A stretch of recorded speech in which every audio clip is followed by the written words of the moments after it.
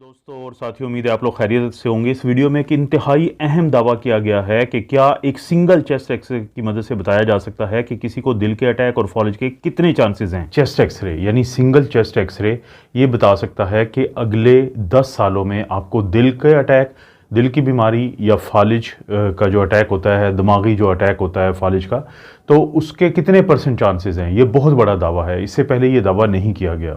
और इस दावे की बुनियाद बनी है एक बहुत अहम स्टडी जो की गई थी, हालांकि वो इस काम के लिए नहीं की गई थी। उस स्टडी का जो नाम है वो PLCO है। ये जो ट्रायल था, एक स्क्रीनिंग ट्रायल था। PLCO से क्या बनता है कि प्रोस्टेट, लंग, कोलोरेक्टल और ओवेरियन कैंसर स्क्रीनिंग ट्रायल, ये पूरा इसका नाम था। तो ये ट्रायल चल रहा था, तो उसके दौरान ये बहुत बड़ी एक फाइंडिंग मिली है, बहुत बड़ी एक मालूमात मिली है जो आने वाले दिनों में साइंसी एतबार से बहुत सारी चीज़ों को तब्दील कर सकती है। दोस्तों, आमतौर पे तो हम क्या समझते हैं कि चेस्ट एक्सरे से हमें क्या पता चलता है। चेस्ट एक्सरे बड़ा एक आम सा टेस्ट है, हर शख्स ने ज़िंदगी में कभी ना कभी करवाया होता है और घरों में भी लोगों के ये चेस्ट एक्सरे पड़ा होता है। इसमें हमें पता चलता था दिल के बारे में, इसमें हमें पता चलता था फेफड़ों के बारे में, इसमें हम देख सकते हैं खून की बड़ी नाली जिसको हम आयोर्टा कहते हैं उसके बारे में, इसमें हमें पता चलता है ये जो ब्यूटी बोन या क्लेविकल जिसको कहते हैं, हंसली की हड्डी, उसके बारे में।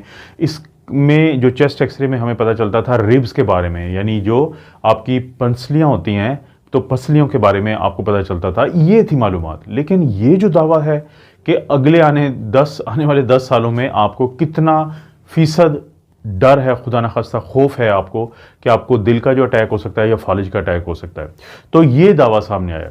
इससे पहले कैसे पता चलता था? इससे पहले दोस्तों 8 से 9 फैक्टर ऐसे थे जिनके ऊपर नज़र रखी जाती थी और फिर ये फैसला किया जाता था कि किसी को कितने फीसद चांसेस हैं दिल के या फालिज के अटैक के। और अगर किसी को ये चांसेस जो हैं 7.5% से ज़्यादा होते थे तो उनको एक दवाई शुरू करवाई जाती थी जो स्टैटिन जिसको हम कहते हैं। स्टैटिन क्या होते हैं? ये जो कोलेस्ट्रोल की दवाई होती है, इसको कहा जाता है ताकि उस रिस्क को कम किया जा सके। वो फैक्टर कौन से थे? कुछ फैक्टर ऐसे थे जो आप तब्दील कर सकते थे और कुछ फैक्टर ऐसे थे जो आप तब्दील नहीं कर सकते थे। जो आप नहीं तब्दील कर सकते थे वो तो थे कि आपकी एज क्या है, आपकी उम्र क्या है, क्योंकि जितनी जैसे जैसे उम्र बढ़ेगी तो जो दिल के अटैक और फालिज के जो अटैक होते हैं उनके चांसेस बढ़ेंगे। दूसरे नंबर पे आता है कि आपका जेंडर क्या है, यानी आप मेल हैं, फीमेल हैं, आपका जो जेंडर होता है। मसलन ख़वातीन में माहवारी जब तक उनको आती रहती है तो दिल के हमलों से वो बची रहती हैं और इसी तरह से फालिज के अटैक से। लेकिन पोस्ट मेनोपॉजल जो स्टेटस होता है, यानी जब माहवारी ख़त्म हो जाती है, तो उसके बाद से मर्द और ख़वातीन में ये एक जैसा ही अटैक के चांसेस होते हैं इन दोनों के।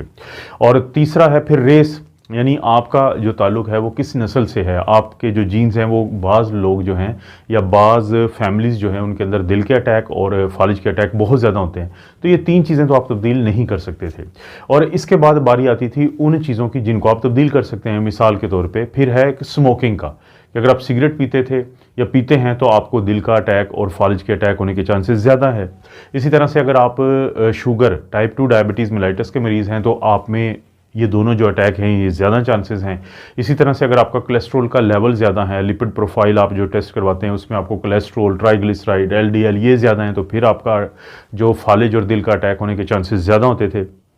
इसी तरह से अगर आपका सिस्टोलिक ब्लड प्रेशर, यानी वो ब्लड प्रेशर जो ऊपर वाला होता है, जैसे हम कहते हैं 120/80, तो इसमें से जो ऊपर वाला है 120 मिलीमीटर ऑफ मर्करी, ये सिस्टोलिक ब्लड प्रेशर है। ये वो ब्लड प्रेशर है जब आपका खून कॉन्ट्रैक्ट, जब आपका जो दिल है वो कॉन्ट्रैक्ट करता है, जब आपका हार्ट जो है वो सिस्टली में जाता है, तो उस दौरान जो खून की नालियों में प्रेशर होता है उसको हम सिस्टोलिक ब्लड प्रेशर कहते हैं। तो वो लोग जिनका सिस्टोलिक ब्लड प्रेशर जो है वो ज़्यादा रहता था तो उसमें चांसेस ज़्यादा होते थे। और इसी तरह से जो लोग ब्लड प्रेशर के लिए इलाज करवा रहे होते थे उनमें चांसेस कम होते हैं दिल के अटैक और फालिज के अटैक के। लेकिन वो लोग जिनको ब्लड प्रेशर का तो मसला होता है लेकिन वो ट्रीटमेंट नहीं ले रहे होते, तो उनके अंदर जो दिल का अटैक है उसके चांसेस ज़्यादा होते हैं।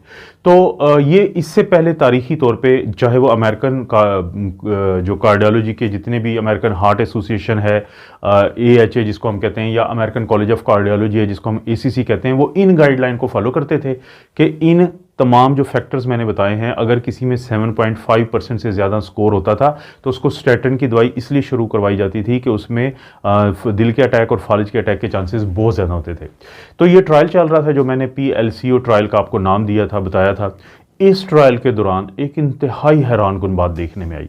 ये ट्रायल किया गया था 1,47,900 से ज़्यादा लोगों में, और इनमें ये जो टोटल लोगों की तादाद थी वो 46,000 थी, लेकिन 1,47,000 जो है इनके चेस्ट एक्सरेज किए गए थे, जो ज़ाहिर है बार बार भी होते हैं। तो उसमें एक चीज़ देखने में आई कि इन लोगों में से कम से कम 9% लोग ऐसे थे कि जिनको बाद में जाके, क्योंकि 10 साल तक इसको फॉलो भी किया गया, तो देखा गया कि जो इसमें से बहुत सारे वो लोग जिनको दिल का अटैक हुआ बाद में, वो वही लोग थे कि जिनके एक्सरेज में कुछ खराबियां थी। एक्सरे से पकड़ा जा सकता था उनको, सिर्फ एक्सरे से, कि जिससे पता चल सकता था कि इनको दिल के अटैक के चांसेस ज़्यादा हैं, और उनको हुआ भी।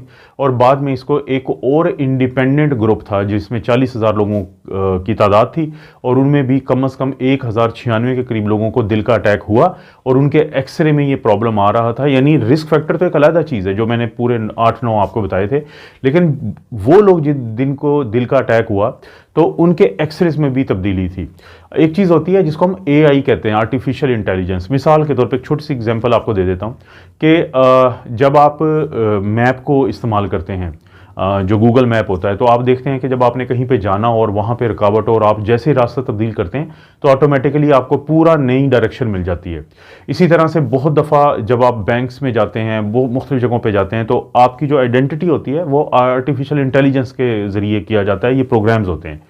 तो आर्टिफिशियल इंटेलिजेंस ने जब उसको इस्तेमाल किया गया तो पता ये चला कि वो लोग जिनके बारे में इस आर्टिफिशियल इंटेलिजेंस के मॉडल ने कहा कि इनके एक्सरे में कुछ ऐसी तब्दीलियां हैं, चेस्ट एक्सरे में, कि इनको हार्ट अटैक होने के चांसेस ज़्यादा हैं, तो वो बात सही साबित हुई। तो ये एक बहुत बड़ी दरियाफ्त है कि अब हो सकता है, क्योंकि देखें अब एक शख्स का आप जानना चाहते हैं कि उसके बारे में कि उसको कितने % चांसेस हैं हार्ट अटैक के। अब जो मैंने 8-9 बताए हैं आपको फैक्टर, हो सकता है उनमें से कुछ फैक्टर आपके पास उनका रिकॉर्ड ना हो, लेकिन एक्सरे तो हर एक के पास या तो होता है या आप किसी भी वक्त करवा सकते हैं।